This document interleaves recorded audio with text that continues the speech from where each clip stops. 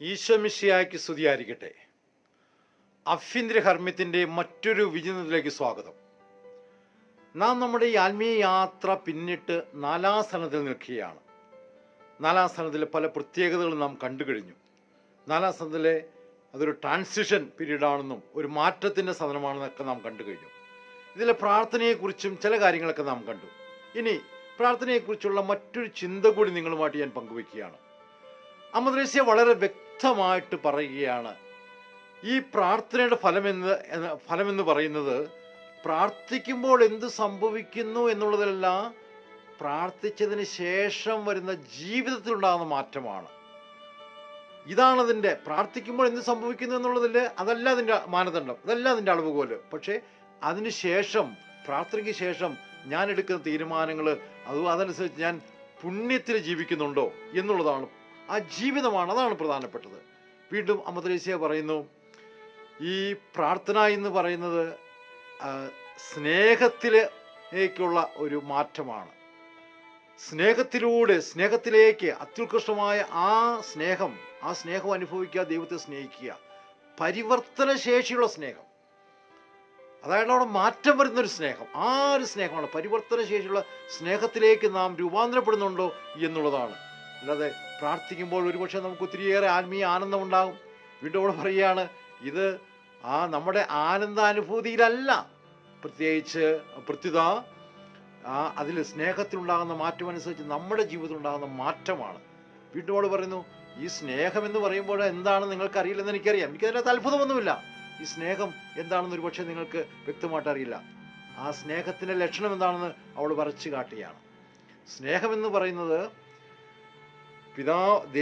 ദൈവത്തിൻ്റെ തിരുമനസ്സുമായിട്ട് നമ്മുടെ മനസ്സ് ഒന്നാകുക, എല്ലാം ദൈവേഷ്ടത്തിന് വേണ്ടി മാത്രം ചെയ്യുക, ഒരു ചെറിയ തെറ്റ് പോലും ചെയ്ത് അവിടുത്തെ ദ്രോഹിക്കാതിരിക്കുക, അതുപോലെ തന്നെ അവിടുത്തെ പുത്രൻ്റെ മഹിമയ്ക്കും പ്രതാപത്തിനും കത്തോലിക്കാ സഭയുടെ വളർച്ചയ്ക്കുമായിട്ട് എല്ലാം പ്രവർത്തിക്കുക. അതാണ് സ്നേഹത്തിൻ്റെ അടയാളം. നമ്മളുടെ മാറ്റമുണ്ടാകണം. ഇങ്ങനെയുള്ളൊരു മാറ്റം നമുക്കറിയാം, ദൈവത്തെ കണ്ടുമുട്ടിക്കഴിഞ്ഞാൽ അവിടെ മാറ്റമുണ്ടാകും. നമുക്ക് ബൈബിളിൽ എത്രയോ ഉദാഹരണങ്ങളുണ്ട്. സമറിയക്കാരി സ്ത്രീ, അവൾ എന്തുകൊണ്ടാണ് ഉച്ചയ്ക്ക് വെള്ളം കോരാൻ വന്നത്? അവൾക്ക് ജനത്തെ അഭിമുഖീകരിക്കാനുള്ള വൈമുഖ്യം കൊണ്ടാണ് അവൾ വന്നത്. പക്ഷേ ഈശോ അവിടെ ഉണ്ടായിരുന്നു. ഈശോ അവളെ കണ്ടുമുട്ടി. ആദ്യം അവൾ വിചാരിച്ചു ഒരു യഹൂദനാണെന്ന് ഈശോയെ കണ്ടപ്പോൾ. പിന്നീട് അവൾ വിചാരിച്ചു ഒരു നബിയാണെന്ന്. വീണ്ടും അവൾ വിചാരിച്ചു ഒരു പ്രവാചകനാണെന്ന്. അവസാനം ഈശോ അവൾക്ക് തന്നെ വെളിപ്പെടുത്തി, ഞാനാണ് ക്രിസ്തു, ഞാനാണ് മിശിഹ എന്ന് വെളിപ്പെടുത്തി. അവൾ ഈശോയെ കണ്ടുമുട്ടുകയാണ്. അവിടെ കണ്ടുമുട്ടിയപ്പോൾ എന്താ സംഭവിക്കുന്നത്? അവിടെ മാറ്റം സംഭവിക്കുന്നു. ആരെ ഭയന്ന് അവൾ പുറത്തിറങ്ങാതിരുന്നോ ആ ജനത്തിൻ്റെ അടുത്തേക്ക് അവൾ ഓടുകയാണ്. ആ പട്ടണത്തിലേക്ക് അവൾ പോവുകയാണ്. അവൾ ഈശോയെ അവിടെ പ്രഘോഷിക്കുകയാണ്. ഞാനിതാ കണ്ടു, ക്രിസ്തുവിനെ കണ്ടു എന്ന് പറഞ്ഞവൾ പ്രഘോഷിക്കുകയാണ്. അവിടെ മാറ്റം സംഭവിച്ചു. അപ്പം അതുപോലെ പരിവർത്തനം സംഭവിക്കണം, മാറ്റം സംഭവിക്കണം പ്രാർത്ഥനയിൽ ദൈവത്തെ കണ്ടുമുട്ടി കഴിയുമ്പോൾ.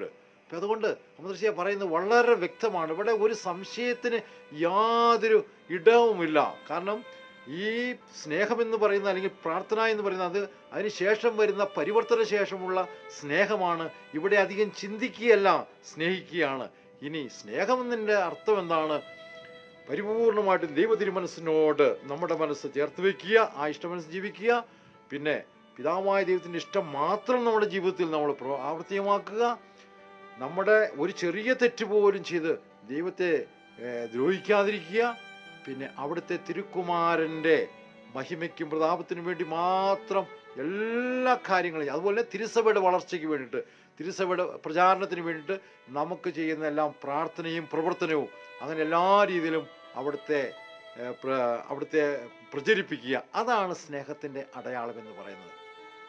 പ്രിയപ്പെട്ട ദൈവമക്കളെ, നമുക്ക് ശരിക്കും ഒരു ആത്മശോധന ചെയ്ത് നോക്കാം. നാം എന്നും പ്രാർത്ഥിക്കുന്നവരാണ്, പ്രാർത്ഥനയുടെ അനുഭൂതിക്ക് വേണ്ടിയിട്ട് നെട്ടോട്ട് പോകുന്നവരാണ്. പക്ഷേ ആ പ്രാർത്ഥനയുടെ ഫലമായിട്ട് നമ്മളിൽ ഉണ്ടാകുന്ന പരിവർത്തന ശേഷിയുള്ള ആ സ്നേഹം നമ്മിൽ ഉണ്ടോ?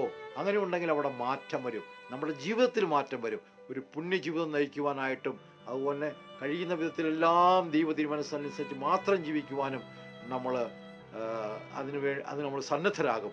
ആ സ്നേഹം നമ്മളിലുണ്ടോ എന്ന് നമുക്ക് ശരിക്കും ആത്മശോധന ചെയ്ത് നോക്കാം. അവിടെയാണ് ശരിയായ പ്രാർത്ഥനയുടെ ഫലം എന്ന് പറയുന്നത്. അങ്ങനെ അതിലെന്തെങ്കിലും കുറവ് വന്നിട്ടുണ്ടെങ്കിൽ നമുക്കൊരു അടിയുറച്ച തീരുമാനമെടുക്കാം. ഈശോയെ സ്നേഹിക്കുവാനായിട്ട്, ജീവിതത്തിൽ പുണ്യം പരിശീലിക്കുവാനായിട്ട് ആ തീരുമാനത്തോടുകൂടി നമുക്ക് ഈ ആത്മീയ യാത്ര മുന്നോട്ട് പോകാം. നമുക്ക് പരസ്പരം പ്രാർത്ഥിക്കാം. ദൈവം നിങ്ങളെ അനുഗ്രഹിക്കട്ടെ. സർവശക്തനായ ദൈവം, പിതാവും പുത്രനും പരിശുദ്ധാത്മാവും നിങ്ങളെ അനുഗ്രഹിക്കട്ടെ. ആമേൻ.